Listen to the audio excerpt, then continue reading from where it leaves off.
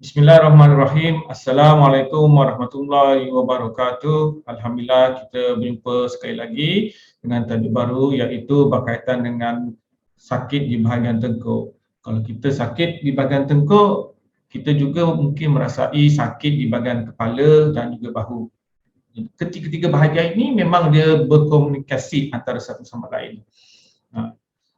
Kebiasaan macam tu lah. Kalau orang tu sakit kepala, kadang dia sakit tengkuk juga. Terutamanya golongan wanita, kerana cara mereka lah berpakaian, menggunakan handbag, memakai bra, itu merupakan salah satu juga punca kenapa golongan wanita ni mengalami sakit di bahagian tengkuk. Okey.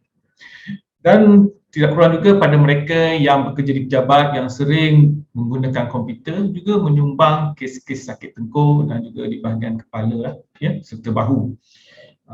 Biasanya kalau kita sebut sakit tengkuk ni, kita beranggapan macam tengkuk tegang, salah bantal, suka menunduk, melentuk, suka berpaling, suka mendongak.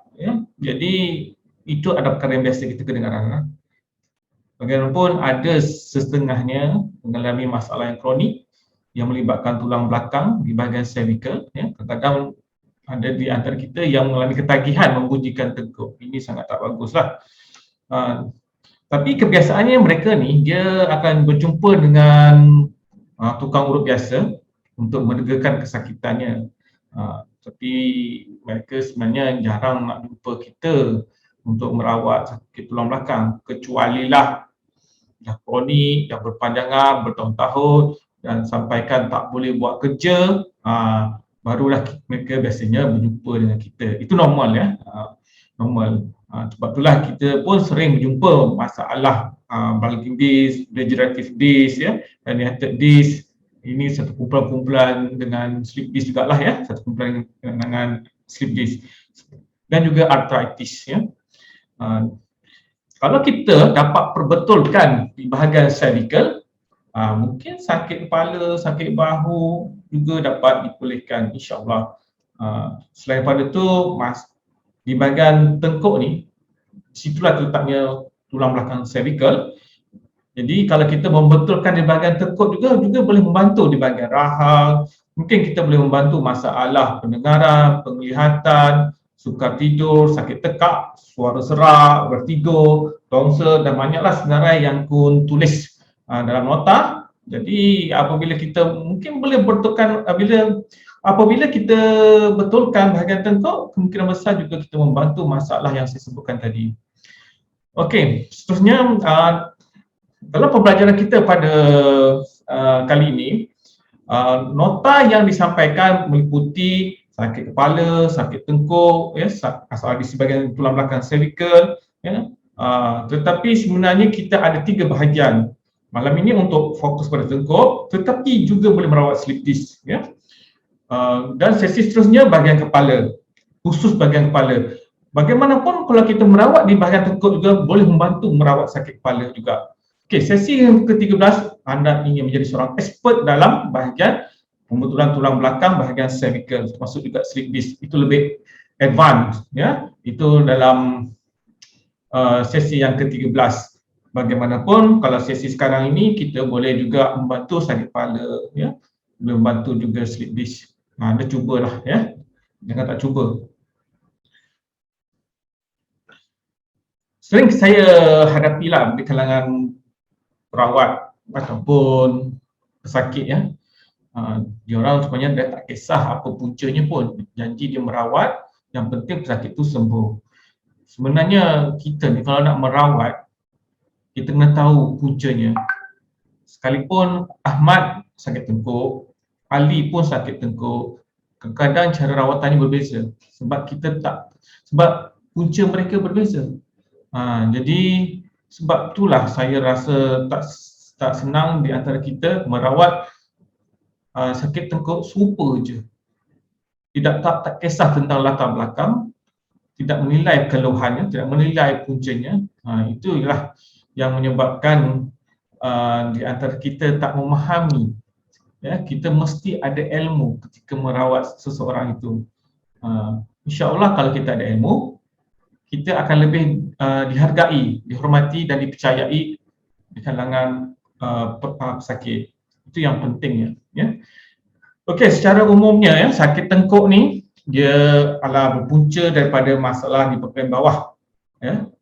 Dan dia akan memberi kesan pada bahagian atas. Contohnya kalau pinggulnya bermasalah, maka kita punya struktur bahu pun masalah. Sengit di bahagian bawah, maka sengitlah di bahagian atas.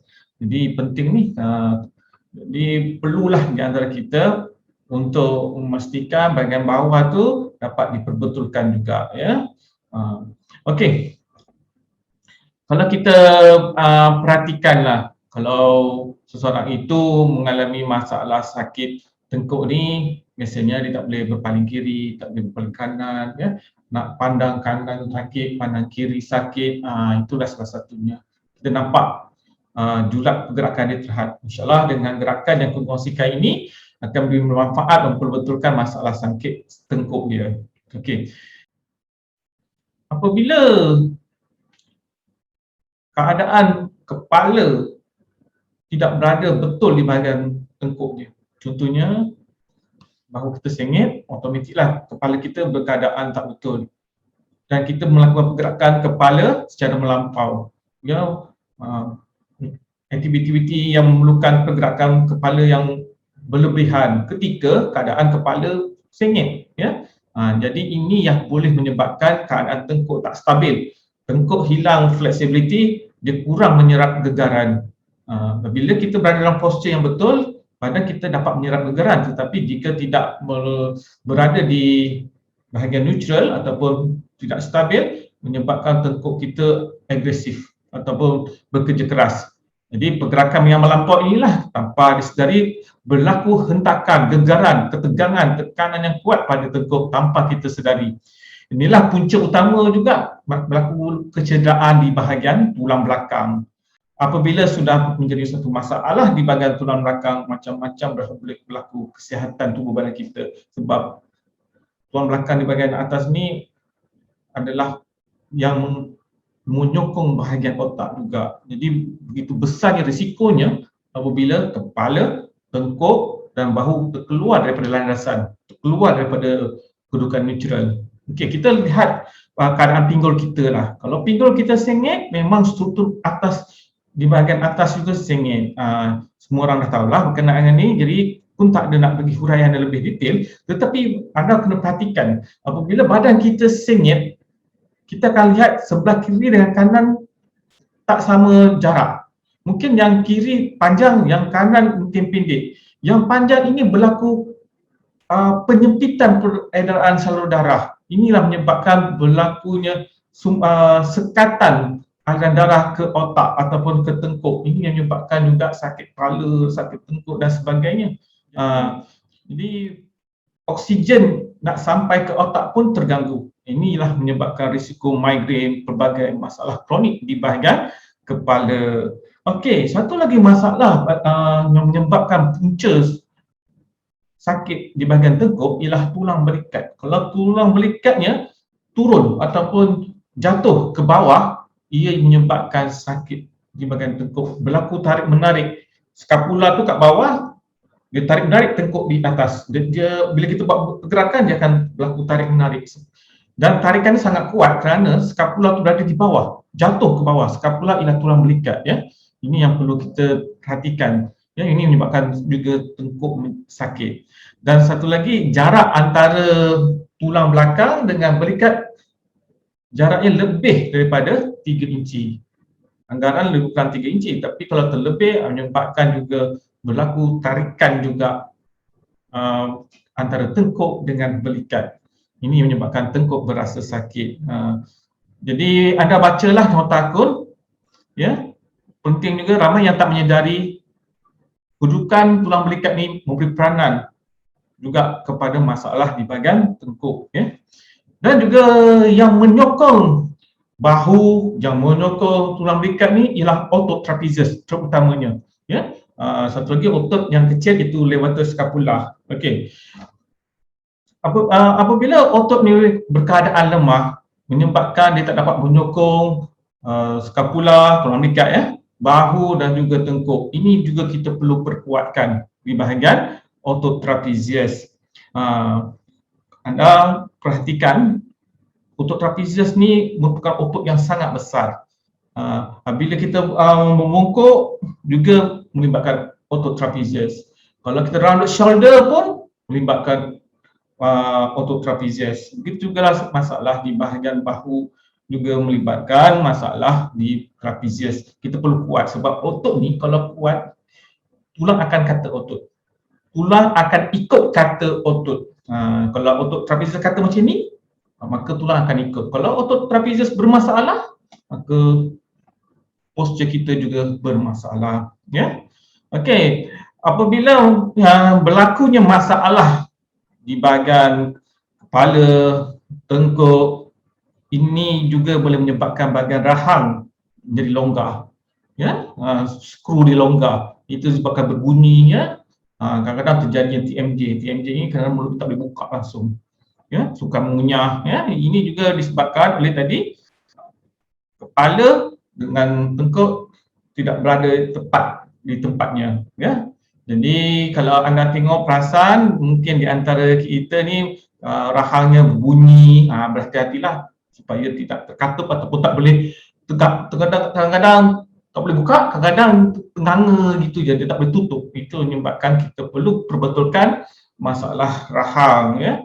Kenapa rahang menjadi seperti itu? Kerana otot dia lemah. Kenapa otot dia lemah? Kerana otot bekerja keras untuk menampung kedudukan kepala kita ni, sebab kita dalam keadaan posture yang tak betul, otot rahang paksa diberi tugas untuk menggalas tugas untuk membantu mengekalkan kedudukan kepala.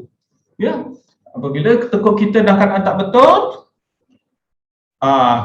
otot rahang lah terpaksa menyokong kedudukan kepala. Dia buat kerja berlebihan, itu menyebabkan dia lemah. Bila lemah, berlakulah masalah di bahagian rahang. Ya. Itu juga menjadi punca kepada masalah TMJ. Bila kita nak bercerita pasal di bahagian kepala, di bahagian tengkuk, ya, saraf-saraf yang berkaitan dengan organ tulang belakang di bahagian cervical juga terlibat, seperti mata, telinga, hidung. Ya. Kita kalau anda baca nota akun, ya, dia ada mengait dengan masalah di bahagian mata, masalah pendengaran dan sebagainya. Ini misalnya kita tengok di antara kita ada yang masalah vertigo, pening dan sebagainya, adalah puncanya adalah disebabkan masalah di bahagian telinga, mungkin ada kecederaan di bahagian kepala. Jadi ada beberapa punca masalah vertigo. Bila masalah vertigo tu memanglah ia masalah berputar-putar, hilang keseimbangan. Yang ini yang perlu kita perbaiki. Tapi nak merawat, hendaklah melihat puncanya tak sama, ya. Tapi normalnya disebabkan oleh masalah di bahagian organ vestibular vertigo ni. Ya, beberapa ujian yang Kun tunjukkan dalam nota, anda buatlah ujian tersebut di mana kepala di dalam keadaan baring, kepala dinaikkan dalam lingkungan 40 ataupun 30 darjah, suruh dipandang ke kiri atau ke kanan. Kalau mata dia bergerak-gerak, relax dulu, tenangkan dulu. Okey, bila mata dia dah tenang, pergi ke depan balik. Okey, kemudian pandang ke kanan. Mungkin bola mata tu berputar kan? Itu nystagmus lah. Yang ini pun perlu kita rawat. Biasanya yang famous dalam rawatan organ atau masalah vertigo ni, ya, Kun ada share di mana anda bolehlah merujuk gerakan-gerakan yang ada di dalam YouTube, internet pun dah berlambak, ya, iaitu metode Carlton Cusey yang memang dikenalkan pada tahun 1945. Sangat bagus, ya. Kanak-kanak yang ada masalah vertigo, senang bagi games, dia akan stimulate pergerakan mata dia. Itu kalau ada kanak-kanak ada masalah vertigo lah, ya. Okey. Dan apabila kita mengalami masalah kesimbangan di bahagian tengkuk kepala yang melibatkan tekanan berbeza kiri dan kanan, ya, di bahagian telinga itu sebenarnya kita rasa macam tersumbat dan kita rasa tekanan di telinga kita bermasalah, ya, ada pelbagai lah yang berlaku, ya. Utamanya kita nak, utamanya lah tekanan yang berbeza, kalau kita turun ataupun mendarat naik kapal terbang pun kita boleh terasa sakit di bahagian telinga. Okey, jadi pentingnya apabila kita betulkan masalah struktur tulang belakang ataupun struktur di bahagian tengkuk dan juga kedudukan kepala, insya-Allah masalah-masalah ini kita dapat minimalkan, ya, tinggal berdesing dan sebagainya juga dapat dibantu kalau kita betulkan keseimbangan tubuh dia. Dan seperti mana aku sebutkan tadi, walaupun pada malam ni kita fokus kepada bahagian tengkuk, tetapi ia juga boleh merawat masalah di bahagian slip disc. Yang ini slip disc cervical lah, itu bahagian tengkuk. Sangat bagus. Anda ikuti program Kun yang aku kongsikan pada malam ini. Harap anda membantu kepada anda. Cuma Kun akan beri huraian lebih detail pada sesi yang ke-13, insya-Allah. Tetapi anda cuba rawat guna teknik yang ada di sini, insya-Allah dapat membantu masalah yang berlaku pada mangsa slip disc di bahagian cervical. Okey. Seperti biasa, sebelum kita nak merawat ataupun melakukan gerakan fizikal kepada masalah di bahagian tengkuk, kita perlulah membetulkan SIJ, ya, melonggarkan sendi. Itu perkara asas yang Kun tak adalah nak kongsikan lagi pada kali ini. Yang penting anda buat jelah gerakan melonggarkan sendi di bahagian bahu, ya. Tengkuk tak ada, ya, tengkuk tidak fokus lagi di bahagian tengkuk. Anda buat longgar sendi di bahagian bahu dulu, kemudian anda buat SIJ ataupun buat SIJ dulu, kemudian buat longgar sendi di bahagian bahu. Macam mana Kun cara nak melonggar sendi?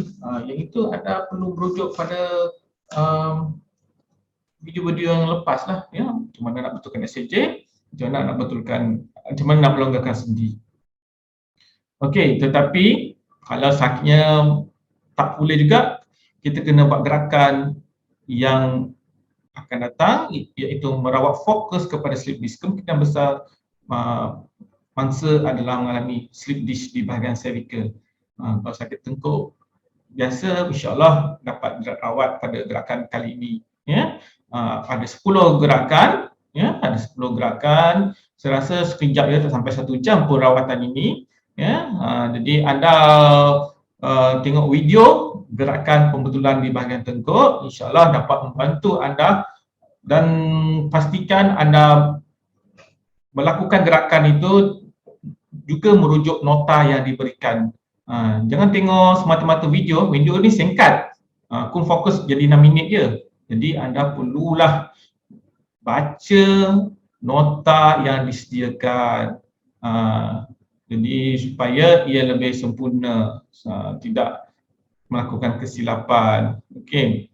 Dan seterusnya, apabila kita sudah mendapatkan rawatan ataupun kita telah merawat orang lain, ya, kita telah merawat pesakit berkenaan, pastikan dia buat amalan beberapa gerakan yang mudah, yang lebih yang senang dan selesa bagi dia buat di rumah. Buatlah hari-hari supaya dia datang sekali jumpa kita ada improvement, ya. Memang kebiasaannya ada perbezaan sekali rawat, tetapi pun tegaskan kalau hilang sakitnya pun bukan bermakna dia sudah pulih. Malah kalau kita merawat sesi pertama dia masih sakit, itu bukan bermakna kegagalan, ya. Itu maksudnya proses rawatan masih lagi berjalan. Teruskan mendapatkan rawatan. Okey. Pastikan pesakit ini beringatlah. Sekarang waktu zaman moden ni duduk terlalu lama menghadap pada komputer, ya, memandu tanpa rehat, beringatlah pesakit tu, diingatkanlah pesakit tu, ya, supaya jangan lupa. Sebab apabila berlaku gerakan-gerakan yang membebankan, mungkin sakitnya berulang semula. Dia proses pemulihan ni bagi dia relax untuk buat kerja-kerja pemulihan dulu. Okey. Dan seperti juga anda apabila anda tidur, anda baca nota kod macam mana cara tidur. Kalau tidur mengiring, letakkan bantal. Maksud mengiring kan biasanya ada bantal peluk kan. Itu bagus tu peranan bantal peluk tu. Supaya kita punya bahu, kita punya belikat tidak jatuh ke bawah. Bila jatuh ke bawah menyebabkan sakit di bahagian ataupun ketegangan di bahagian tengkuk. Okey. Apabila sakitnya tak juga reda, kemungkinan besar pesakit ini mengalami masalah tulang belakang. Jadi anda sebenarnya boleh masalah gerakan-gerakan ini boleh merawat slip disc, tetapi gerakan ini tidak langsung menyentuh sentuhan secara direct di bahagian tengkuk. Kalau anda perhatikan memang tidak menyentuh secara direct di bahagian tengkuk.